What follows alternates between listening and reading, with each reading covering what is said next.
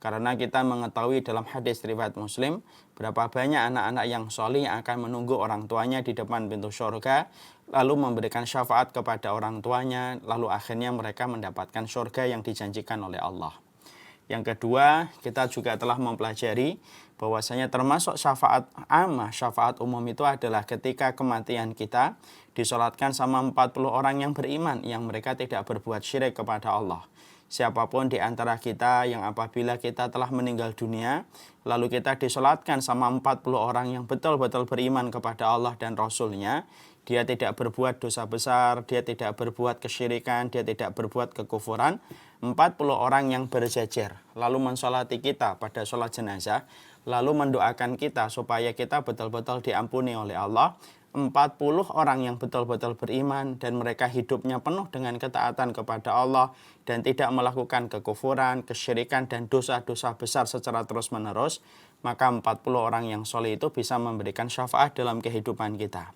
Makanya Rasulullah sampai bersabda, tidaklah seseorang apabila mereka telah meninggal dunia lalu disolati sama 40 orang yang solih yang tidak berbuat syirik, illa syafa'ahumullahu yaumal qiyamah, kecuali mereka mampu memberikan syafaat kepada orang-orang yang mereka solati. Inilah yang pernah saya sampaikan. Kita ini hidup pada dasarnya ketika kita berkenalan sama orang, dekat sama orang, khidmah sama seseorang, pada dasarnya kita sedang memilih dia secara tidak langsung supaya dia ikut mensolati kita ketika nanti kita meninggal dunia. Kadang-kadang kita justru dalam kehidupan kita menjauh dari orang-orang yang solih, yang sejatinya justru kita butuhkan ketika kita meninggal dunia. Makanya orang yang beruntung bukan hanya mereka yang taat.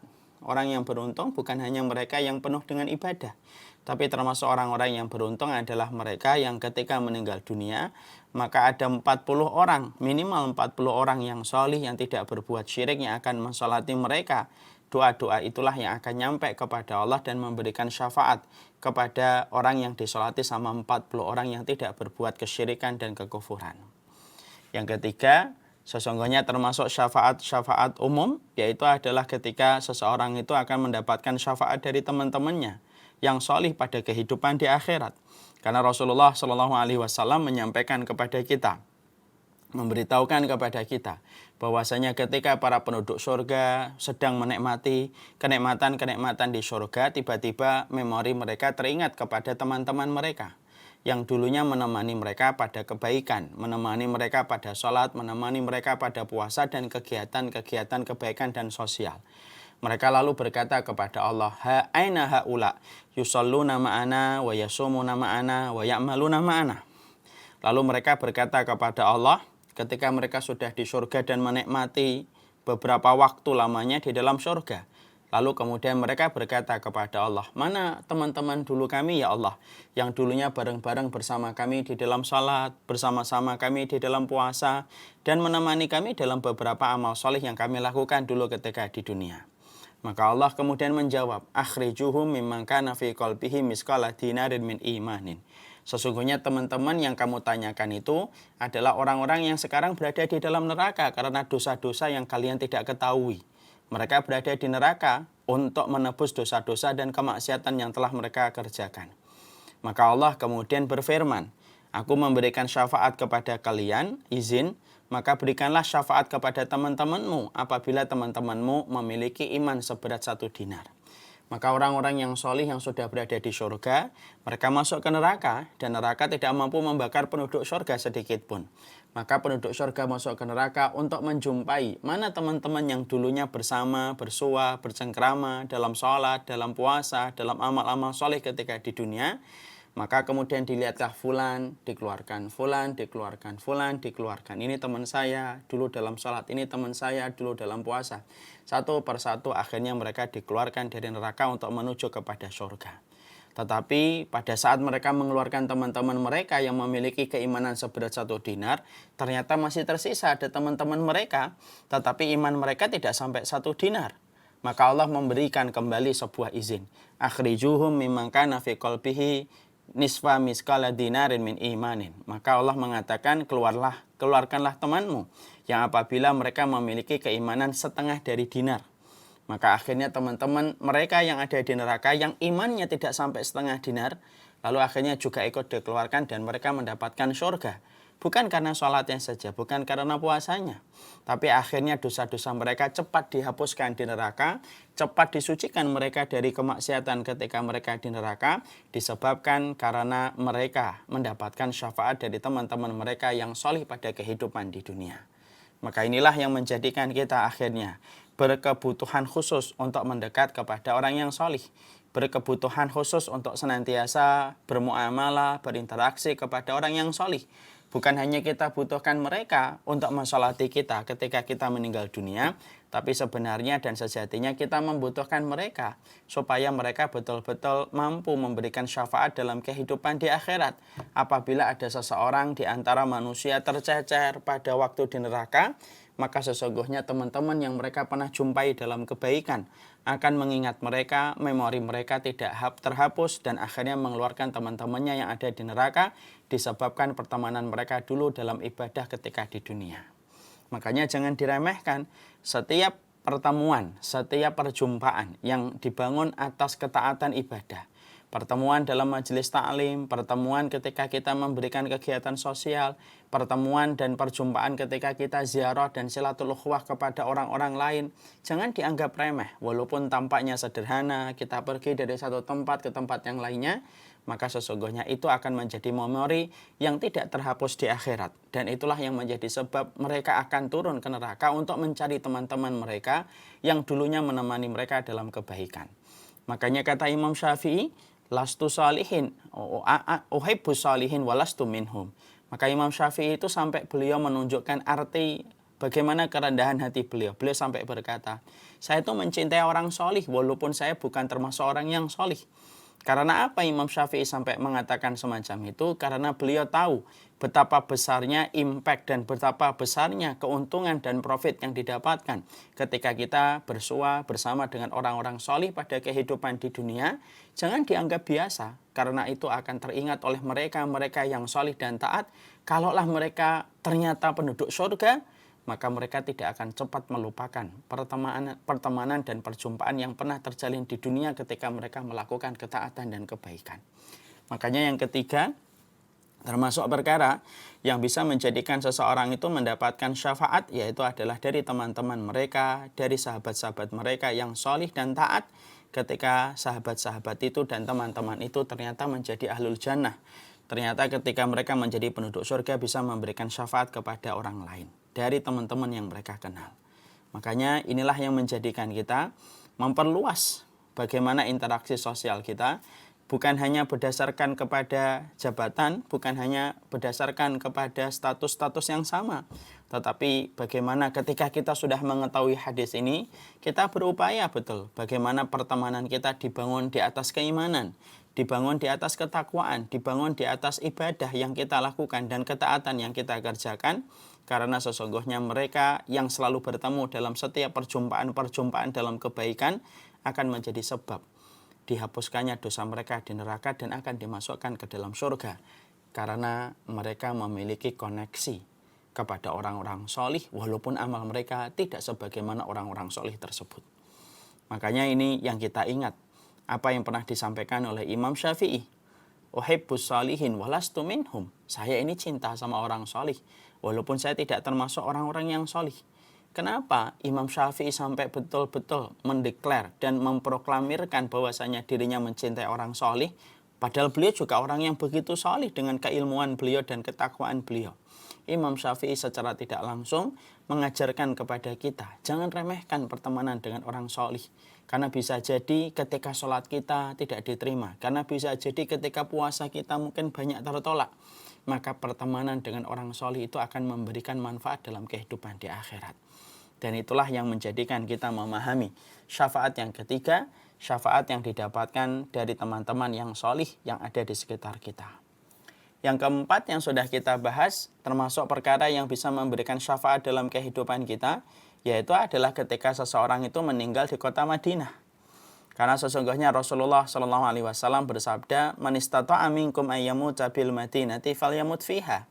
Barang siapa di antara kalian yang mampu untuk meninggal di kota Madinah, merencanakan, memplanning, lalu betul-betul dia meninggal di kota Madinah, Maka sesungguhnya berbahagialah karena orang yang meninggal di kota Madinah, orang yang meninggal di kota Mekah, sesungguhnya Rasulullah memberikan garansi, Rasulullah memberikan jaminan, fa inni asfa'u lakum yaumal qiyamah. Akulah yang akan berdiri memberikan syafaat kepada kalian bagi mereka yang meninggal di kota Madinah. Makanya orang-orang yang tinggal di Madinah dengan kesabaran, berbagai macam ujian cuaca dan iklim yang terkadang tidak bersahabat, tetapi ketika mereka meninggal di kota Madinah dalam posisi beriman, dalam posisi bertakwa, tidak melakukan perbuatan-perbuatan dosa besar, tidak melakukan perbuatan kekufuran dan kesyirikan, sesungguhnya mereka akan mendapati Rasulullah yang akan menolong mereka dan memberikan syafaat dalam kehidupan mereka pada waktu hari kiamat. Makanya kalau kita mendengar jamaah umroh, jamaah haji, sampai meninggal di kota Mekah dan Madinah, Masya Allah, berkumpul dua kebaikan sekaligus. Berkumpul, yang pertama, kebaikan ketika meninggal dunia pada safar yang dia lakukan dan dia kerjakan dalam ketaatan. Yang kedua, meninggalnya di tanah yang paling Allah cintai. Meninggalnya di tanah yang Allah ridhai, yaitu adalah tanah Madinah, di mana Rasulullah akan memberikan syafaat kepada mereka pada waktu hari kiamat. Kemudian yang kelima, termasuk perkara yang bisa memberikan syafaat kepada kita, yaitu adalah orang-orang yang berinteraksi dengan Al-Quran. Orang-orang yang sering membaca Al-Baqarah, orang-orang yang membaca Ali Imran, orang-orang yang senantiasa membaca surat Al-Mulk, adalah orang-orang yang besar akan mendapatkan syafaat dari 3 surat tersebut. Karena Quran secara umum memberikan syafaat. Karena sesungguhnya Rasulullah mengatakan bacalah Quran. Fa innal Qur'ana syafi'an li ahlihi. Karena sesungguhnya Quran itu memberikan syafaat bagi mereka yang membacanya. Secara umum, Quran yang kita baca, Quran yang kita lazimi akan memberikan syafaat dalam kehidupan di akhirat kelak nanti. Karena sesungguhnya Quran itu mengenali setiap manusia. Siapa yang sering membacanya dan siapa yang tidak sering membacanya.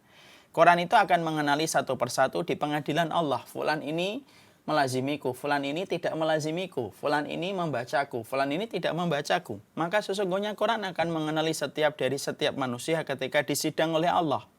Dan siapapun yang mereka senantiasa melazimi membaca Al-Quran, maka sesungguhnya dia akan mendapatkan syafaat dari Quran. Secara umum, Quran itu memberikan syafaat. Maka selain secara umum ada beberapa surat yang memiliki keutamaan yang besar yang betul-betul khusus bisa memberikan syafaat.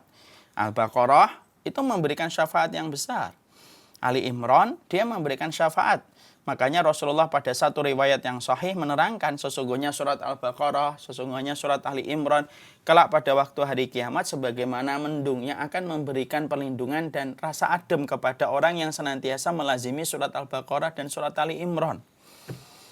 Karena keutamaan yang besar. Termasuk di dalamnya surat Al-Mulk yang berjumlah 30 ayat yang apabila kita baca setiap malam sebelum kita memejamkan mata, maka itulah perkara yang sejatinya memberikan keringanan, akan mencukupi sesuatu yang kurang dari amal ibadah kita, supaya kemudian orang-orang yang melazimi surat-surat tersebut akan mendapatkan syafaat dari apa yang dia baca dan apa yang dia lazimi dalam kehidupan di dunia. Makanya kalau ada yang bertanya sama saya, Ustadz, boleh nggak kita melazimi beberapa surat yang memiliki keutamaan? Di mana ketika melazimi surat-surat yang memiliki keutamaan lebih banyak interaksinya daripada surat-surat yang lain? Boleh. Bolehkah kita banyak membaca surat Al-Baqarah dan Ali Imran lebih daripada membaca surat Al-Ma'idah, An-Nisa, Al-A'raf? Boleh. Karena kita tahu bahwasanya keutamaan yang dimiliki pada surat-surat itu sangatlah besar. Dan kita melazimi dengan sebuah niatan, bagaimana kita mendapatkan keridhaan Allah dari setiap huruf yang kita baca. Yang kedua, salah satunya supaya kita mendapatkan syafaat dari surat-surat tersebut ketika kita mengetahui keutamaan dan mengetahui kandungan yang terkandung pada surat-surat itu. Sekali lagi 3 surat. Al-Baqarah, Ali Imran, dan kemudian surat Al-Mulk. Surat yang disebutkan oleh Nabi di dalam sabda yang sahih, 3 surat ini berpotensi besar untuk memberikan syafaat kepada setiap orang yang membacanya. Kalau ada orang yang melazimi Quran seluruhnya Ustadz dan tidak melazimi 3 surat itu, apakah juga berkemungkinan besar mendapatkan syafaat? Ya, dia pun juga akan mendapatkan syafaat. Kalau dia betul-betul membaca Al-Quran secara keseluruhan dan menjadi sebuah aktivitas yang dia lakukan dan dia kerjakan. Dan itulah yang menjadikan kita memahami, itulah yang menjadikan kita mengerti. Sesungguhnya Quran bukan hanya kita harapkan setiap hurufnya, ketika Rasulullah mengatakan setiap hurufnya itu asyra ayat, setiap hurufnya itu asyra hasanatin, setiap hurufnya itu adalah 10 kebaikan. Tapi sejatinya bahwasanya surat-surat itu akan menaikkan derajat kita di hadapan Allah, dan sesungguhnya surat itu akan melengkapi. Kalau ada yang kurang pada ibadah-ibadah yang kita lakukan, 3 surat itu akan menutupi kekurangan pada ibadah-ibadah yang kurang dan memberikan derajat kita supaya dinaikkan oleh Allah dan dipantaskan seseorang itu memasuki surganya Allah. Makanya tidak main-main ketika kita mendapati surat Al-Baqarah, surat Ali Imran, dan surat Al-Mulk.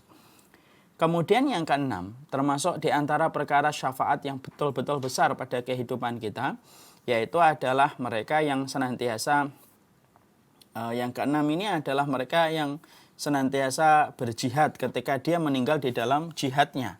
Sebagaimana yang kita telah terangkan, sesungguhnya orang-orang yang mereka berjihad itu mendapatkan banyak keutamaan. Keutamaan adalah dia tidak merasakan sakaratul maut, lalu dia akan diberikan kenikmatan di dalam kuburnya, lalu diberikan keamanan ketika dia dibangkitkan di alam mahsyarnya dan tidak merasakan ketakutan. Dia melihat tempat bangkunya di dalam surga, dia langsung melihat mana tempatnya di surga itu langsung kelihatan ketika dia meninggal dalam kondisi mati syahid. Kemudian dia juga akan mendapatkan bidadari yang Allah akan nikahkan dengan dia sebagai bentuk balasan dari Allah atas khidmahnya ketika dia mengorbankan darahnya membela kalimat Allah. Dan termasuk salah satunya, dia bisa memberikan syafaat kepada 70 dari keluarganya. Maka sesungguhnya 70 keluarganya itu akan mendapatkan syafaat dari apa yang dia lakukan ketika dia senantiasa berjihad sampai meninggal di jalan Allah, dan betul-betul meninggalnya itu karena membela kalimat Allah. Makanya kalau kita lihat di Palestina gitu, ada satu keluarga, misalkan ada satu orang meninggal dunia ketika dia ditembak sama Israel, itu pada dasarnya yang paling bahagia itu adalah keluarganya. Karena sesungguhnya keluarganya akan mendapatkan syafaat dari mereka yang meninggal dunia membela kalimat Allah dan niatnya betul-betul menegakkan kalimat Allah. Makanya Masya Allah ya, saya pernah mendapati sebuah kisah ibu-ibu. Ada sebuah kisah yang cukup menggetarkan hati kita. Ada salah satu ibu-ibu di Palestina itu memiliki anak cuma satu. Anaknya ditangkap sama pemerintah Israel. Dia berada di penjara, diputuskan tanpa proses pengadilan.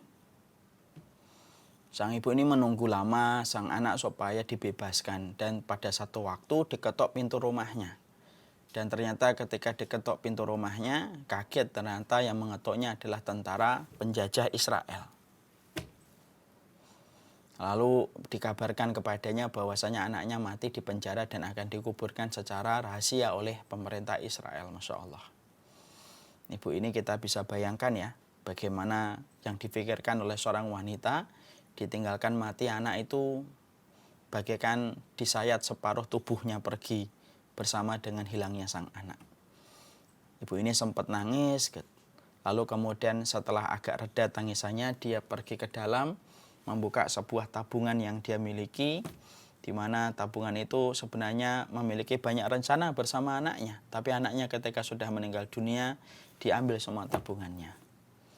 Lalu dia pergi ke pasar, dia beli beberapa bahan-bahan yang mahal, sesuai dengan uang banyak yang dia miliki ketika dia memiliki tabungan tersebut. Pulang dia masak dengan makanan-makanan yang lezat gitu, dibagikan kepada tetangga-tetangganya. Tetangga-tetangganya merasa takzim, merasa kagum karena mereka tahu ibu ini baru saja kehilangan sang anak. Ketika mereka mendapatkan makanan yang begitu banyak, mereka bertanya kepada ibu ini, "Wahai ibu, kenapa engkau memberikan kami makanan yang selezat ini pada hari ketika meninggal anakmu di penjara?" Maka sang ibu berkata, "Lalu apa yang aku khawatirkan? Anakku meninggal dunia di tangan kaum yang dibenci oleh Allah. Semoga itu adalah kematian mati syahid, dan berarti saya sudah mendapatkan insya Allah salah satu di antara syafaatnya." Nah, inilah yang menjadikan kita memahami salah satu di antara keberuntungan, yaitu adalah ketika ada salah satu di antara saudara-saudara kita ataupun anak-anak kita, kemudian mereka membela kalimat Allah di tempat-tempat yang syar'i seperti kayak Palestina, lalu kemudian mereka terbunuh, maka sesungguhnya kita akan mendapatkan keutamaan pahalanya salah satunya syafaat mereka supaya memasukkan kita ke surga. Nah, itulah yang menjadikan kita memahami bahwasanya keutamaan dari amalan Islam itu salah satunya adalah berjihad.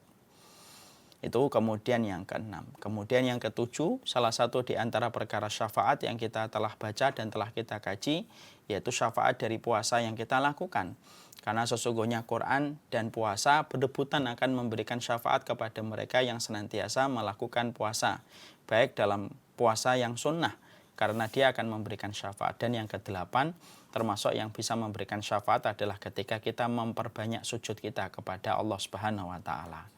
Karena semakin banyak sujud yang kita lakukan, semakin besar kita ini akan ditolong oleh sujud yang kita lakukan untuk mendapatkan syafaat dari sujud yang kita kerjakan dan kita lakukan.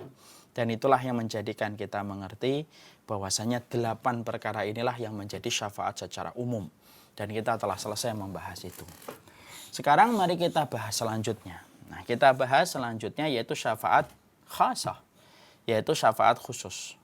Syafaat khusus ini adalah syafaat yang dimiliki oleh Rasulullah SAW. Syafaat ini adalah syafaat yang diberikan oleh Nabi. Syafaat ini adalah syafaat yang diberikan oleh Rasulullah SAW kepada umat-umatnya yang layak mendapatkan syafaat. Nah, tentunya kita harus mengerti, tidak setiap orang itu berhak mendapatkan syafaat Rasulullah. Sampai betul-betul dia membuktikan kecintaan dia dan keimanan dia kepada Rasulullah. Karena sesungguhnya syafaatnya Nabi itu bukan obral yang dibagikan dengan begitu mudah. Tapi syafaatnya Nabi atau syafaatnya Rasulullah itu merupakan sebuah syafaat yang meminta syarat dan ketentuan yang harus kita perhatikan. Supaya betul-betul kita layak untuk mendapatkan syafaat Rasulullah. Banyak orang beranggapan bahwasanya setiap dia menjadi umatnya Nabi maka pasti akan mendapatkan syafaatnya Rasul. Oh, belum tentu. Pasti ada syarat dan ketentuan yang berlaku atas apa yang kita inginkan ketika kita ingin mendapatkan sesuatu yang besar. Mendapatkan syafaat Rasulullah itu sesuatu yang besar, bukan sesuatu yang kecil, bukan sesuatu yang remeh. Mendapatkan syafaat Rasulullah itu perkara yang gede banget. Berarti kita harus paham syarat dan ketentuan yang berlaku supaya betul-betul kita mendapatkan syafaat Rasulullah SAW. Dan kita harus mengevaluasi, kita harus senantiasa merenungkan apakah kita sudah memantaskan kehidupan kita selaku umatnya Rasulullah supaya kita betul-betul layak untuk mendapatkan syafaatnya Rasulullah ataukah tidak. Karena sekali lagi, tidak setiap orang itu bisa mendapatkan syafaatnya Rasulullah walaupun dia itu adalah umatnya. Walaupun dia adalah orang yang hidup setelah Rasulullah wafat. Yang secara histori dia memang umatnya Nabi. Karena dia adalah muslim dan hidupnya setelah Rasulullah. Berarti secara historis dia itu umatnya Nabi. Tapi apakah setiap umatnya Nabi akan mendapatkan syafaat? Oh, tentunya tidak. Tidak setiap umatnya Nabi itu akan mendapatkan syafaat sampai dia betul-betul memiliki syarat dan ketentuan yang berlaku. Dan inilah perkara yang kita harus pahami supaya betul-betul kita selaku umatnya Nabi memantaskan diri kita sebagai umatnya Nabi. Karena termasuk salah satu di antara orang yang diharamkan untuk mendapatkan syafaatnya Rasulullah itu siapa? Orang munafik. Orang munafik itu bisa jadi secara historis dia itu umatnya Nabi. Karena dia hidupnya setelah Rasulullah SAW dan secara zahir dia mengaku muslim. Tapi orang munafik itu kerjaannya di dalam hatinya, di dalam jiwanya, dia benci betul. Dia benci betul kepada syariatnya Nabi, dia mendustakan apa yang disampaikan oleh Rasulullah. Dia membenci syariat yang disampaikan Nabi, mengkritik tentang apa yang disampaikan Rasulullah. Maka orang-orang munafik yang hatinya benci kepada apa yang disampaikan oleh Rasulullah, walaupun mengaku dirinya muslim, dia tidak akan mendapatkan syafaat dari Rasulullah. Makanya pada surat Al-Munafikun sampai kita mendapati sebuah ayat sawaun alaihim astaghfarta lahum am lam tastaghfir lahum fala yaghfirallahu lahum. Makanya Allah menerangkan pada ayat yang keempat ayat yang kelima pada surat Al-Munafikun. Ketika ada seorang tokoh munafik yang bernama Abdullah bin Ubay. Ada enggak orang munafik pada zaman Rasulullah? Ada. Namanya siapa? Abdullah bin Ubay. Dia mengaku dirinya muslim, dia hidup melihat Rasulullah, bahkan rumahnya tidak jauh dari rumahnya Rasulullah. Tapi dia itu benci sama Rasulullah. Walaupun secara fisik kalau ketemu Nabi itu selalu senyum dan selalu berkata, "Innaka la Rasulullah." Engkau ini Rasul. Tapi setiap jauh dari Nabi, maka dia benci kepada Rasulullah. Dia mendustakan ayat yang diturunkan kepada Nabi. Dia mendustakan sabda hadis yang disampaikan oleh Rasulullah. Inilah seorang tokoh munafik besar yang disebut dengan Abdullah bin Ubay bin Salul. Abdullah bin Ubay. Masya Allah. Maka ketika meninggal dunia, maka kemudian Allah memberikan sebuah keterangan. Sawa'un alaihim astaghfarta lahum am lam tastaghfir lahum la yaghfirallahu lahum.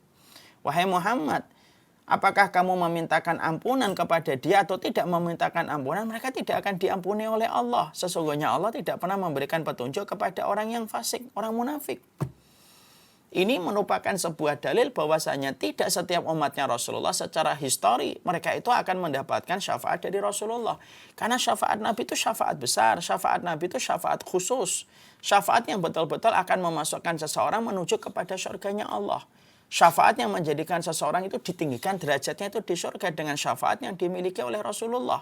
Karena Rasulullah itu orang yang paling besar mendapatkan kesempatan untuk membagikan syafaat. Makanya Nabi itu menyembunyikan doanya di dunia dan tidak meminta kepada Allah di dunia supaya bisa memanfaatkan permintaannya di akhirat. Dan permintaan Nabi yang akhirnya dipakai di akhirat itu apa? Yaitu permintaan Nabi ketika Nabi bisa memberikan syafaat kepada umatnya. Dan inilah yang menjadikan kita harus mengerti, ya. Kita ini harus memahami. Berarti betul-betul yang menjadi sebuah perenungan dan muhasabah untuk kita. Apa perkara untuk menunjukkan diri kita itu mencintai Rasulullah supaya betul-betul kita nanti mendapatkan syafaat dari Rasulullah SAW. Karena semua dari kita itu berkeinginan besar untuk mendapatkan syafaatnya Nabi. Orang yang paling bahagia di akhirat itu salah satunya adalah orang yang mereka itu mengucapkan la ilaha illallah dengan tulus dan mendapatkan syafaatnya Rasulullah. Mendapatkan syafaat Nabi itu menyenangkan, betul. Layaknya kita ketika satu perjalanan tiba-tiba mendapatkan fasilitas karena kita kenal dengan pilotnya. Itu kan senang betul ya. Kita akan pergi naik pesawat, tiba-tiba pilotnya kenal dengan kita, lalu diberikan fasilitas di pesawat. Bukankah kita merasa senang? Kalaulah kita hanya dikenal sama seorang pilot ketika akan safar pada satu perjalanan, sampai pilot itu memberikan kepada kita fasilitas di dalam pesawat ketika bersama dengannya dalam satu perjalanan, dan kita sudah merasakan sukacita senangnya ketika kita mendapatkan fasilitas di pesawat karena kenal dengan seorang pilot. Apalagi ketika di kampung akhirat, ketika kondisinya mencekam, pengadilan Allah yang panjang, tiba-tiba Rasulullah mengenali kita dengan apa yang telah kita lakukan untuk membuktikan kita adalah umatnya Rasulullah. Lalu Nabi mengenal kita, lalu Nabi memberikan pertolongan kepada kita pada saat di pengadilan Allah ketika kita tahu tidak ada manusia yang paling dicintai oleh Allah kecuali adalah Nabi Muhammad. Masya Allah, itu berarti itu perkara besar. Iya, itu perkara besar itu. Dan inilah yang menjadikan kita harus mengerti, kalau begitu, apa sih perkara syarat dan ketentuan yang harus kita perhatikan? Supaya kita tidak hanya menjadi umatnya Nabi secara historis, tetapi tidak menjadi umatnya Nabi secara syar'i. Kalau umatnya Nabi secara historis, semua itu umatnya Nabi. Siapapun yang hidup setelah Rasulullah, dia dalam kondisi muslim, itu sebenarnya secara bahasa, dia itu umatnya Rasulullah. Secara bahasa, secara sejarah, secara kemudian waktu. Tapi tidak mesti bahwasanya dia itu umatnya Rasulullah secara syar'i. Yang kita inginkan itu dikenal oleh Rasulullah secara syar'i, umatnya Rasulullah secara syar'i. Berarti kalau betul-betul kita ingin menjadi umatnya Rasulullah secara syar'i, berarti ada syarat dan ketentuan yang harus kita perhatikan supaya betul-betul kita berhasil menjemput syafaat yang paling baik dalam kehidupan di akhirat, yaitu adalah syafaatnya Nabi Shallallahu Alaihi Wasallam. Makanya apa yang kita harus lakukan supaya memantaskan kita untuk mencintai Rasulullah? Karena sesungguhnya kalau kita tidak mencintai Rasulullah itu tidak akan berhak untuk mendapatkan syafaatnya Rasulullah. Dan orang yang paling berbahagia itu setelah mereka beriman kepada Allah, mengucapkan la ilaha illallah, ikhlas di dalam hatinya, lalu dia betul-betul mencintai Rasulullah. Itulah orang yang paling beruntung dengan syafaatnya Rasulullah. Nah, berarti kemudian kita harus paham apa syaratnya yang harus kita perhatikan supaya betul-betul memantaskan diri kita, supaya betul-betul memposisikan diri kita, supaya betul-betul posisi diri kita itu adalah betul-betul menjadi umatnya Rasulullah dan akhirnya mendapatkan kebaikan dari apa yang dijanjikan oleh Rasulullah, yaitu adalah syafaat yang dibagikan oleh Rasulullah kepada umatnya. Ini menjadi sangat penting sekali di tengah tengah berbagai macam tidak berkualitasnya ibadah kita, di tengah berbagai macam kekurangan kita di dalam ketaatan, di tengah berbagai macam keterbatasan kita dalam ibadah. Dan kita sangat memerlukan syafaatnya Nabi, karena syafaatnya Rasulullah itu lebih besar daripada syafaat-syafaat yang tadi saya terangkan. Lebih besar daripada syafaatnya anak, lebih besar daripada syafaatnya sujud, lebih besar daripada syafaatnya teman-teman kita yang soleh, lebih besar daripada syafaatnya orang-orang yang disolati 40 jenazah. Tetap syafaatnya Nabi lebih besar daripada semua syafaat yang tadi kita terangkan. Berarti kita ini sangat memerlukan syafaatnya Nabi, kita sangat berhajat besar kepada syafaatnya Rasulullah Sallallahu Alaihi Wasallam. Dan itulah yang menjadikan kita harus bertanya, apa syarat dan ketentuan yang kita harus mengerti ketika kita mencintai Nabi, supaya cinta kita itu cinta yang benar, supaya kita layak mendapatkan syafaatnya Rasulullah. Para ulama lalu menerangkan kepada kita banyak syarat dan ketentuan yang harus diperhatikan ketika orang itu mengaku mencintai Rasulullah Sallallahu Alaihi Wasallam. Yang mana ketika ketentuan-ketentuan ini diperhatikan ketika dia mencintai Rasulullah, maka itulah yang akan menjadikan dia menjadi orang yang bahagia, menjemput kehidupan syafaat pada waktu di akhirat kelak nanti, ketika dia akan menjumpai Rasulullah Sallallahu Alaihi Wasallam. Nah, inilah yang menjadikan kita, inilah yang memberikan kepada kita sebuah faedah. Kita harus belajar kalau gitu. Apa sih perkara yang harus saya lakukan untuk membuktikan cinta saya kepada Rasulullah? Nah, tentunya ibu dan para ummahat tentunya paham dan tentunya mengerti. Mencintai Nabi itu tidak gampang. Kok Ustadz ngomong begitu? Iya, mencintai Rasulullah itu tidak gampang. Kenapa Ustadz berani sekali mengatakan mencintai Rasulullah itu tidak gampang? Betul. Karena kita mencintai orang yang belum pernah kita lihat dengan mata kepala kita sendiri. Kalau kita mencintai istri kita lebih gampang, orangnya kelihatan. Bagaimana tindak tanduk dan perbuatan yang dia kerjakan menjadikan kita bisa mudah mencintainya. Mencintai suami kita lebih mudah.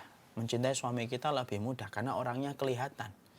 Wibawanya, tanggung jawabnya, perilakunya. Setiap sesuai dengan kehendak hati kita, tentunya kita bertambah sayang dan bertambah cintanya kita kepada suami. Tapi mencintai Nabi itu kan sulit, karena cinta itu dari mata turun ke hati. Makanya Masya Allah mencintai Rasulullah itu tidak mudah. Makanya sampai setingkat Umar bin Khattab radhiyallahu anhu, beliau pernah salah mendefinisikan cintanya kepada Rasulullah. Ketika Rasulullah bertanya kepada Umar bin Khattab, wahai Umar, bagaimana posisi aku di dalam hatimu? Lalu Umar berkata, ya Rasulullah, engkau adalah orang yang paling aku cintai setelah aku mencintai diriku sendiri. Maka Rasulullah Shallallahu Alaihi Wasallam bersabda, tidak akan sempurna wahai Umar bin Khattab sampai aku lebih dicintai daripada dirinya sendiri dan dicintai daripada orang tuanya dan seluruh manusia yang ada di muka bumi. La yu'minu ahadukum hatta akuna ahabba ilaihi min nafsihi wa waladihi wan nasi ajmain. Tidak akan sempurna iman kamu wahai Umar sampai aku ini dicintai lebih daripada dia mencintai dirinya sendiri, orang tuanya dan seluruh manusia. Maka saat Umar dikoreksi oleh Nabi, langsung Umar berkata, ya Rasulullah, engkau adalah orang yang paling aku cintai melebihi cintaku kepada diriku sendiri dan seluruh manusia.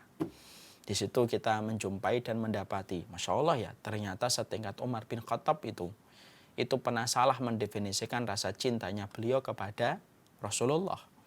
Dan ini memberikan kepada kita sebuah pelajaran besar. Mencintai Nabi itu tidak gampang. Karena cinta kita kepada Nabi itu ada komitmen, ada konsekuensi, dan ada tanggung jawab. Bukankah kita kalau mencintai makhluk biasa aja ada 3 perkara ini? Seorang suami ketika dia mendeklar dirinya cinta kepada istrinya, di situ ada komitmen, di situ ada tanggung jawab, di situ ada konsekuensi yang harus dia pegang ketika mengatakan cinta kepada istrinya. Bukankah ketika ada seorang istri ketika berkata kepada suaminya, di situ ada komitmen, di situ ada konsekuensi, di situ ada tanggung jawab yang harus dia lakukan kepada suaminya untuk membuktikan kata cinta dia kepada suaminya? Kalaulah mencintai makhluk biasa, ternyata ada sebuah komitmen, ternyata ada sebuah konsekuensi ternyata ada sebuah tanggung jawab yang harus kita penuhi sesuai dengan syarat dan ketentuan sampai betul-betul cinta kita dirasakan sama orang yang kita cintai ketika melaksanakan kewajiban kita, apalagi kepada Rasulullah SAW. Karena cinta kita kepada Nabi itu bukan cinta biasa, tapi cintanya kita kepada Nabi adalah cinta yang berurusan dengan kehidupan masa depan kita di akhirat. Karena keselamatan kita dan penyesalan kita itu tergantung bagaimana kita mencintai Rasulullah. Orang yang gagal mencintai Nabi ketika pada kehidupannya adalah orang yang paling panjang penyesalannya di akhirat. Tapi siapapun yang pandai untuk siapapun orang yang pandai untuk mencintai Rasulullah, orang-orang itu adalah orang-orang yang paling bahagia dalam kehidupan di akhiratnya. Makanya sampai Allah menerangkan di dalam surat Al-Furqan ayat yang ke-27. Wa yauma ya'udzu dzalimu 'ala yadayhi yaqulu ya laitani ittakhadtu ma'ar rasuli sabila. Orang-orang itu nanti pada waktu hari kiamat ada yang menggigit jari-jari mereka menyesal. Lalu mereka itu berkata sembari mereka menyesali tentang apa yang terjadi, ya laitani ittakhadtu ma'ar rasuli sabila. Cobalah kami dulunya mengikuti Rasul. Cobalah kami dulu mengikuti Rasul. Artinya bahwasanya tidak ada penyesalan yang paling besar. Tidak ada penyesalan yang paling besar kecuali adalah penyesalan manusia. Ketika mereka sadar bahwasanya tidak mengikuti Rasul itu sebab kerugian yang paling besar dalam kehidupan kampung akhiratnya. Dan inilah yang akhirnya menjadikan kita mengerti, inilah yang menjadikan kita memahami. Berarti betul-betul mencintai Rasulullah itu ada komitmen, ada tanggung jawab, dan ada konsekuensi yang harus kita penuhi supaya betul-betul kita mencintai beliau, karena orang yang mencintai beliau adalah orang yang paling beruntung untuk mendapatkan syafaatnya Rasulullah Sallallahu Alaihi Wasallam. Nah, sekarang pertanyaannya, apa itu perkara-perkara untuk membuktikan kecintaan kita kepada Rasulullah Sallallahu Alaihi Wasallam supaya betul-betul kecintaan kita ini menjadi kecintaan yang dibenarkan oleh Allah? Karena yang menilai kualitas cintanya kita kepada Rasulullah itu, yang menilainya itu adalah Allah langsung. Kalau kecintaan kita kepada suami, maka suami yang mungkin menilai. Kecintaan kita kepada istri, istri yang menilai. Tapi kecintaan kita kepada Rasulullah itu langsung Allah yang menilainya, Allah yang melihatnya. Maka itulah yang kemudian akan dilihat oleh Allah. Dan itu menjadi lebih berat, karena yang menyaksikan Allah langsung. Sekali lagi, ini merupakan sebuah tanggung jawab dari sebuah komitmen kita kalau bersyahadat kepada Rasulullah. Karena memang mencintai Rasulullah itu bagian dari keimanan yang tidak bisa disepelekan. Karena kalau ada orang mengaku beriman kepada Allah tetapi tidak ada beriman kepada Rasulullah, imannya tidak akan pernah sempurna dan imannya menjadi mentah. Karena iman kepada Rasulullah itu menjadi syarat sahnya iman kita kepada Allah.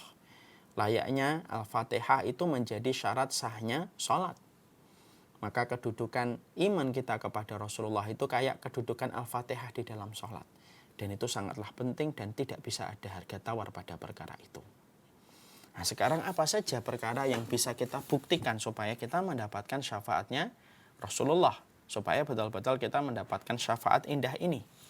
Maka setidaknya sebelum kita menyampaikan tentang poin per poin apa yang kita harus lakukan untuk membuktikan diri kita itu layak untuk mendapatkan syafaatnya Rasulullah, tentunya saya juga ingin menyampaikan tentang kejadian yang baru saja terjadi dan viral, yaitu tentang satu negara ketika presidennya menghina dan menghinakan Rasulullah SAW. Tentunya kita harus paham ya, siapapun hari ini manusia ataupun bangsa yang mereka itu mencela Rasulullah, menghinakan Rasulullah, memperolok-olok Rasulullah, itu selayak mereka meludah ke matahari. Yang mana ludahnya itu tidak akan pernah sampai ke matahari kecuali akan kembali kepada dirinya sendiri. Ingat, menyakiti Rasulullah itu berarti telah mempermaklumkan perang dengan Allah secara langsung. Yang mana perang dengan Allah itu peperangan yang tidak akan pernah dimenangkan oleh manusia. Peperangan dengan Allah itu peperangan yang tidak akan pernah dimenangkan oleh manusia. Karena sesungguhnya Allah sudah berfirman dalam hadits qudsi, man adali waliyan faqad adantuhu bil harbi. Barang siapa yang telah menyakiti wali-waliku, maka aku telah mempermaklumkan perang kepada mereka yang telah menyakiti wali-waliku. Kalau baru setingkat wali-walinya Allah, orang-orang yang beriman, istiqomah dalam imannya, lalu melakukan ketaatan ketika mereka disakiti, Berarti kita berhadapan dengan Allah secara langsung, apalagi menyakiti Rasulullah. Karena sesungguhnya Allah itu melindungi Nabi, baik dalam kondisi hidupnya dan wafatnya. Dan kita mendapati di panggung sejarah berapa banyak orang yang mereka menyakiti Rasulullah, baik ketika hidup ataupun ketika meninggal dunia, mereka akan menjumpai kerugian dan penyesalan panjang ketika mereka sudah menyakiti Rasulullah. Karena siapapun yang menyakiti Rasulullah, pribadi ataupun negara, yang menyakiti Rasulullah, maka dia telah menyobek tirai antara dirinya dengan Allah. Dan sesungguhnya berperang di hadapan Allah itu merupakan peperangan yang tidak akan pernah dimenangkan selama-lamanya. Makanya perhatikan, kalau kita melihat pada sirah, pada sejarah, kita pernah menjumpai ada sebuah negara besar Persia dengan rajanya yang bernama Kisra. Ketika dia pernah mendapati utusan Rasulullah datang, lalu membawa suratnya disobek-sobek sama Kisra. Lalu kemudian utusan ini pulang. Lalu ketika terdengar oleh Nabi, maka Rasulullah berkata, maka sebagaimana dia telah menyobek-nyobek suratku, maka Allah akan menyobek-nyobek kerajaannya. Dan dia akan dibunuh sama anaknya dia sendiri. Dan ternyata terbukti ucapan Rasulullah. Tidak terlalu lama setelah peristiwa itu dia dibunuh oleh anaknya. Dan ternyata kerajaan Persia menjadi kerajaan yang terkoyak-koyak sampai hilang dalam peta hari ini. Dan itu salah satunya karena mereka telah menyakiti Rasulullah SAW. Kita pernah menjumpai apa yang pernah disampaikan oleh Imam Nawawi. Imam Nawawi pernah menyampaikan di dalam kitabnya Bustanul Wa'idin. Ada orang yang mencela hadis Rasulullah. Ini Rasulullah sudah meninggal dunia. Lalu mencela hadis Rasulullah yang sahih. Ketika dia mencela hadis Rasulullah SAW, padahal hadisnya sahih. Tentang anjuran dan tentang sunnahnya mencuci tangan setelah kita tidur. Karena sesungguhnya kenapa Rasulullah itu mensunahkan kita mencuci tangan setelah kita tidur ketika kita akan sholat? Rasulullah menyebutkan alasannya, fa innaka la tadri aina batat yadaka. Karena kamu tidak tahu di mana tanganmu berada ketika di waktu malam. Di mana tanganmu itu berada.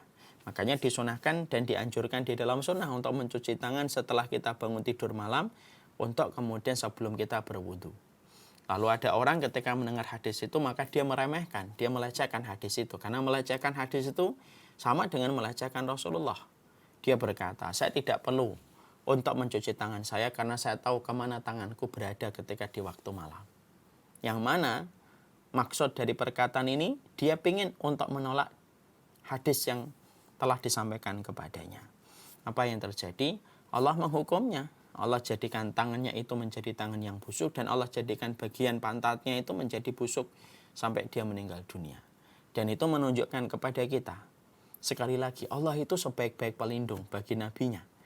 Allah itu sebaik-baik pelindung bagi manusia yang paling Allah cintai, baik hidup dan wafatnya. Dan Imam Nawawi sudah mengatakan, siapapun yang mempermaklumkan perang dengan Nabi, maka dia tidak akan pernah menang. Karena berakhir dengan pahitnya penyesalan ketika dia telah mencela Rasulullah SAW. Makanya pernah dalam satu kejadian yang lain, kita menjumpai ada seekor anjing pernah mendapati seorang pendeta mencela Rasulullah SAW, lalu anjing itu menggigit tangan pendeta tersebut. Ketika anjing itu lepas dari ikatan, ketika orang sudah memperingatkan, ini kelihatannya anjing ini menggigit tangan kamu disebabkan karena kamu mencela Nabi, ketika kamu mencela Muhammad. Karena umat pada tempat itu mereka umat yang belum muslim. Lalu pendeta itu berkata, enggak, sesungguhnya dia menggigit saya karena sesungguhnya dia melihat gerakan tanganku ini mengancam dia. Sudah ikat lagi aja yang kuat. Jangan sampai dia lepas. Akhirnya pendeta itu melanjutkan kembali untuk mencela Rasulullah Muhammad. Anjing tadi berontak kembali, lebih liar daripada sebelumnya, loncat.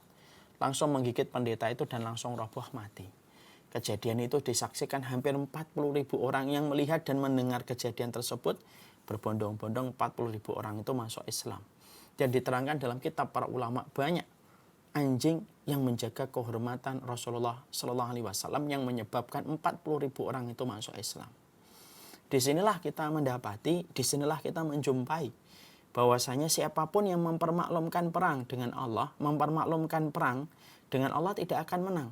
Dan salah satu sebab dipermaklumkannya perang oleh Allah kepada manusia ketika manusia itu sudah menyakiti Rasulullah. Kalau ada orang hari ini kemudian mereka mencela Rasulullah, maka mereka itu walaupun ketawa, itu hanya menunggu waktu yang sebentar. Mereka akan menemukan apa yang Allah akan bayar kontan ketika mereka sampai mencela Rasulullah SAW. Sekali lagi, karena mencela Rasulullah itu ibarat kita meludah kepada matahari. Ludahnya tidak akan sampai kepada matahari, tetapi justru ludahnya itu akan kembali kepada diri kita. Dan inilah yang menjadikan kita memahami, makanya kita harus memahami ini supaya kemudian kita betul-betul menjaga diri kita, mengkondisikan keluarga kita. Jangan sampai kemudian melakukan tindakan yang betul-betul mengundang satu kemurkaan dari Allah, dipermaklumkan perangnya oleh Allah kepada manusia itu ketika manusia sudah menyakiti Rasul dan Nabi-Nya. Sekarang kita bahas apa perkara-perkara yang bisa menjadikan kita untuk memantaskan diri kita mendapatkan syafaatnya Rasulullah. Karena tadi saya sampaikan, tidak setiap umatnya Nabi akan mendapatkan syafaatnya Rasulullah. Karena banyak orang yang menjadi umatnya Nabi secara histori, tetapi tidak menjadi umatnya Nabi secara istilah dan syar'i. Dia menjadi umatnya Nabi secara bahasa, tetapi tidak menjadi umatnya Nabi secara istilah. Ketika dia tidak membuktikan dirinya dengan apa yang memantaskan dirinya untuk mencintai Rasulullah. Ada banyak sekali poin-poinnya. Kita bahas satu persatu. Yang pertama, apa perkara yang kemudian menjadikan kita itu membuktikan kecintaan kita kepada Rasulullah? Yang pertama, yaitu adalah ketika seseorang itu cinta kepada Nabi, maka dia memberikan kepatuhan tanpa syarat dan ketaatan tanpa tapi kepada Rasulullah. Makanya ada kata-kata hikmah di antara para ulama, innal muhibbah lima yuhibbu muti'un. Orang yang mencintai itu akan kepada orang yang dia cintai itu akan taat. Makanya kalau kita menjumpai hari ini di dalam ibadah kita, di dalam ketaatan kita, maka sesungguhnya di antara ibadah dan di antara komitmen kita mencintai Rasulullah itu adalah bagaimana kita memberikan kepatuhan, memberikan ketaatan kepada apa yang telah disyariatkan oleh Rasulullah, kepada setiap apapun yang telah dilisankan oleh Nabi, kepada apapun yang telah disabdakan oleh Rasulullah Shallallahu Alaihi Wasallam. Karena apapun yang telah disabdakan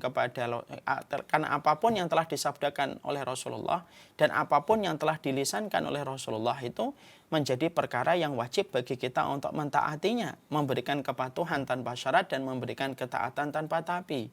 Karena sesungguhnya dan sejatinya apa yang disampaikan Rasulullah itu tidak pernah membawa kecuali membawa kebaikan dalam kehidupan kita.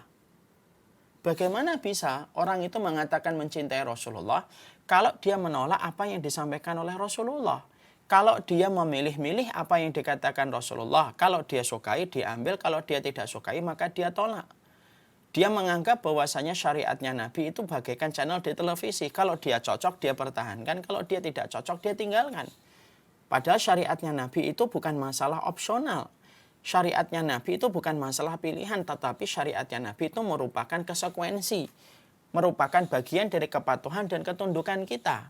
Karena Rasulullah itu akan mengenali kita bukan hanya dari air wudhunya kita, bukan hanya dari sholatnya saja, tapi sesungguhnya Rasulullah itu akan mengenali kita ketika kita betul-betul memperlihatkan kepatuhan dan ketaatan kepada apapun yang disampaikan Rasul. Dan Nabi itu tidak pernah mengarahkan kita kecuali adalah kepada kebaikan. Ini penting sekali lagi saya sampaikan. Karena banyak orang hari ini ketika mereka mengaku umatnya Rasulullah, maka ketika mereka melihat Nabi, menjumpai Rasulullah dengan segala syariat yang telah ditinggalkan oleh Nabi dalam setiap ajaran yang telah ditinggalkan oleh Rasulullah, maka mereka itu memperlakukan setiap apapun yang mereka dapatkan dari Rasulullah itu sesuai dengan seleranya. Sesuai dengan sebagaimana konsep prasmanan. Kalau dia suka diambil, kalau tidak suka dia tolak. Padahal syariatnya Nabi ketika kita mencintai Nabi, maka sesungguhnya di situ ada kepatuhan, di situ ada ketaatan tanpa tapi. Kalau memang kita belum mampu melakukan tidak apa-apa, berarti kita sedang lemah iman. Tapi jangan ditolak, karena orang yang menolak apa yang disampaikan oleh Rasulullah adalah orang yang sangat besar kemungkinan untuk tidak bisa berjumpa dan mendapatkan syafaatnya Rasulullah. Saya belum bisa, nggak apa-apa kalau belum bisa, berarti kita lemah iman, tapi jangan ditolak. Banyak orang yang mengaku dirinya muslim tetapi Masya Allah suka mengkritik Islam, suka mengkritik hadis, suka mengkritik syariat padahal mengaku dirinya muslim. Lalu dia berkata seakan-akan dia lebih tahu tentang Islam dan lebih tahu tentang kehidupan daripada Nabi. Kalau disampaikan sabda Nabi, dia berkata, alah enggak usah pakai hadis itu. Yang penting begini. Seakan-akan dia lebih pintar daripada Nabi. Seakan-akan dia lebih cerdas daripada Rasulullah. Padahal tidak ada manusia yang paling cerdas dalam kehidupan manusia kecuali Rasulullah. Orang yang paling cerdas itu bukan Albert Einstein. Orang yang paling cerdas itu Rasulullah. Orang yang mampu dalam waktu 23 tahun mampu merubah satu bangsa yang asalnya penggembala kambing menjadi bangsa yang besar yang ditakuti oleh Persia dan Romawi. Padahal mereka adalah dua imperium besar yang pada saat itu sudah bertahan ratusan tahun. Kalau bukan orang yang cerdas itu tidak mungkin bisa merubah secepat itu. Makanya ada orang hari ini sering sekali mengaku dirinya Muslim, tapi seakan-akan dia lebih paham tentang kehidupan daripada Nabi. Padahal Nabi itu dituntun dengan wahyu. Nabi itu dijaga oleh malaikat Jibril. Yang menyaksikan Nabi itu adalah Allah langsung. Kalau yang salah, langsung diingatkan oleh Allah. Supaya sadar dari kesalahannya dan kembali kepada jalan yang benar. Makanya disebut maksum, terjaga dari kesalahan. Lah lucunya hari ini banyak umatnya Rasulullah mengaku sebagai umatnya Nabi. Kalau ditanya Muslim, Muslim. Tapi tanpa malu dia itu suka sekali lebih pintar daripada Rasulullah. Sehingga ketika ada hadis, cocok diambil. Kalau tidak cocok dia dikomentari. Syariatnya Nabi itu tidak boleh komentar. Siapa kita mengomentari sesuatu yang telah turun dari langit dan telah turun dari sisinya Allah? Tapi banyak orang yang tidak sadar bahwasanya mereka itu seakan-akan merasa lebih cerdas daripada Rasulullah. Makanya maaf ya, saya sering jumpai sekarang di sosial media itu. Banyak orang itu yang Masya Allah kadang-kadang itu kritik Islam. Islam begini dikritik, Islam begini dikritik, Islam begini dikritik, Islam begini dikritik gitu. Saya tuh kadang-kadang pengen bicara sama orang-orang yang semacam ini kalau bisa ketemu langsung. Kalau Islam itu memang tidak lagi menarik buat kamu ketika kamu kritik terus Islam itu, ketika kamu kritik hadis-hadis Nabi, kalau memang Islam itu memang tidak lagi menarik apa yang disampaikan oleh Rasulullah, sampai kamu merasa mengkritik Nabi dengan hadis-hadisnya, lalu alasan apa kamu itu mempertahankan keislaman kamu? Karena orang-orang yang semacam ini yang mereka itu mengaku dirinya Muslim tetapi mengkritik apa yang disampaikan oleh Rasulullah, maka tidak pantas untuk mencintai. Dan tidak akan diakui oleh umatnya Rasulullah. Karena apa? Iman dengan kepatuhan itu bagaikan gula dengan rasa manisnya yang tidak bisa dipisahkan. Kita kalau dapetin butiran putih di atas meja, kita icip-icip, ada manisnya, kita mengatakan itu gula. Kenapa kamu yakin itu gula? Karena kita tahu betul, gula itu pokoknya pada rasa manisnya. Kalau kita temukan butiran putih tidak ada rasa manisnya, kita akan mengatakan itu bukan gula. Sama, iman dan kepatuhan itu ibarat gula dengan rasa manisnya, tidak bisa dipisah. Ya, banyak orang hari ini tuh ketika mendapati hadis Nabi, dia lupa kalau dia itu umatnya Nabi. Kalau menjadi followernya Nabi itu ada konsekuensi, ada tanggung jawab, ada komitmen. Yang tadi kita katakan ada 3. Kalau kita mencintai Nabi, menjadi followernya Nabi, maka kemudian ada tanggung jawab, ada komitmen, ada konsekuensi. Dan salah satu yang pertama di antara komitmen, tanggung jawab, dan konsekuensi kita, yaitu adalah ketika kita itu memberikan kepatuhan kepada apa yang datang dari Rasulullah. Dan tidak berhak bagi kita untuk mengadili dan tidak berhak bagi kita untuk mempertimbangkan perkataan Rasulullah. Perkataan Nabi itu perkataan yang turun dari sisinya Allah, tidak mungkin salah. Tidak mungkin salah. Kalau kita belum mampu melakukan, tidak apa-apa. Berarti kita lemah iman. Tapi jangan menolak. Contoh nih, saya tahu saya ini belum pakai jilbab, Ustadz. Tapi saya akan berupaya untuk memakai jilbab. Saya minta sama Allah kekuatan. Orang semacam ini, orang yang lemah iman, tidak salah. Orang semacam ini harus didoakan. Tapi kalau ada orang mengatakan, tidak usah pakai jilbab, buat apa sih? Ditunjukkan dengan pakaian. Yang penting itu bagaimana hati kita dan interaksi sosial kita. Ini namanya menentang. Sudah diputuskan oleh Nabi, kemudian kita membuat keputusan baru selain keputusan Rasulullah. Siapa diri kita sampai berani untuk membuat keputusan baru selain keputusan Rasulullah? Padahal Rasulullah adalah orang yang paling cerdas pada kehidupan kita. Maka inilah yang menjadikan akhirnya kita memahami, disitulah kita mengerti. Berarti kalau orang berharap, kalau kemudian orang itu berkeinginan untuk mendapatkan syafaatnya Rasulullah, karena kita tahu syafaat ini kita butuhkan untuk menutupi cacarnya kita dalam masalah sholat, untuk menutupi tercacarnya kita dalam puasa, untuk menutupi tercacarnya kita dalam ibadah. maka pastikan bahwasanya kita ini mencintai Rasulullah dengan memberikan kepatuhan, dengan memberikan ketaatan, karena itu merupakan bagian dari komitmen, tanggung jawab, dan konsekuensi yang kita harus jalani ketika menjadi umatnya Rasulullah. Kalau kita kepada sesama manusia saja memberikan komitmen dalam rasa cinta, apalagi kepada Rasulullah, orang yang sangat kita cintai, yang kita harapkan pertolongannya kelak di hadapan Allah. Karena orang yang paling besar syafaatnya dalam kehidupan di akhirat itu Nabi. Syafaatnya Nabi lebih besar daripada syafaatnya anak yang solih. Syafaatnya Nabi lebih besar daripada syafaatnya Quran. Syafaatnya Nabi lebih besar daripada syafaatnya sujud. Dan semua syafaat yang tadi kita sebutkan ada 8. Itu kalah dengan syafaatnya Rasulullah. Makanya Masya Allah, inilah yang menjadikan kita memahami. Berarti seseorang ketika mereka mengaku betul-betul mencintai Rasulullah, mereka itu harus membuktikan bagaimana kecintaan mereka kepada Nabi dengan memberikan kepatuhan. Karena sesungguhnya itulah yang akan membuktikan kecintaan kita dan ketaatan kita kepada Rasulullah SAW. Makanya orang yang mereka memberikan ketaatan, persis sebagaimana yang disampaikan oleh para ulama dari para ahli hikmah. Innal muhibbah liman yuhibbu muti'un. Sesungguhnya pecinta kepada apa yang mereka cinta itu taat. Berarti itulah harga yang paling spesial dari sebuah kecintaan. Coba kalau kita bayangkan dengan bahasa mudah. Kita dapetin suami kita ngomong cinta terus. Pagi ngomong cinta, siang ngomong cinta, sore ngomong cinta. Tapi ketika kita meminta sesuatu yang ringan kepada dia, dia menolak. Dia ngomong gini, saya cinta sama kamu, Masya Allah kamu wanita yang paling aku cintai. Siang ngomong lagi, wanita paling aku cintai. Malam ngomong lagi, wanita yang paling aku cintai. Tiba-tiba setelah dia kenyang mengucapkan kata cinta, kita ngomong sama suami kita. Tolong dong ambilkan air minum sebentar. Padahal selama seharian kita tidak pernah minta tolong. Kemudian suami kita ngomong, alah ambil air minum nyuruh-nyuruh, ambil minum sendiri aja lah. Kira-kira apa yang kita komentari dari laki-laki semacam ini? Kita akan berkomentar. Lebih baik kamu tidak usah ngobrol kata gombal dan cinta seharian. Tapi ketika aku minta tolong, kamu respon apa yang aku minta, itu lebih berarti daripada omonganmu sejuta kata cinta, tetapi kamu tidak merealisasikan apa yang kamu ucapkan. Itu pasti omongannya seorang wanita kepada suami ketika suaminya diminta pada sesuatu yang ringan tetapi suaminya tidak merespon. Padahal seharian suaminya itu mengatakan cinta, cinta, cinta. Itu analogi sederhana. Banyak orang mengatakan cinta kepada Rasulullah, cinta sama Rasulullah.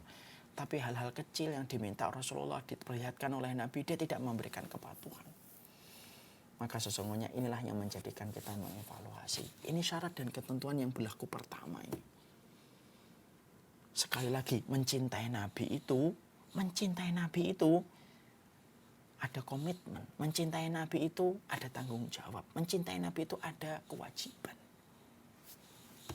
Yang mana itu tidak bisa untuk diremehkan oleh setiap orang.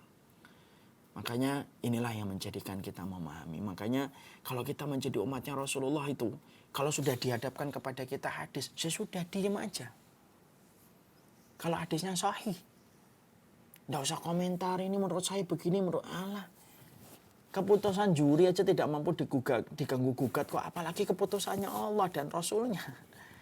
Kita ngikutin satu perlombaan, juri sudah memutuskan, itu tidak boleh kita mengganggu-gugat. Bukankah itu syarat yang kita harus sepakati kalau kita mengikuti kejuaraan dan perlombaan?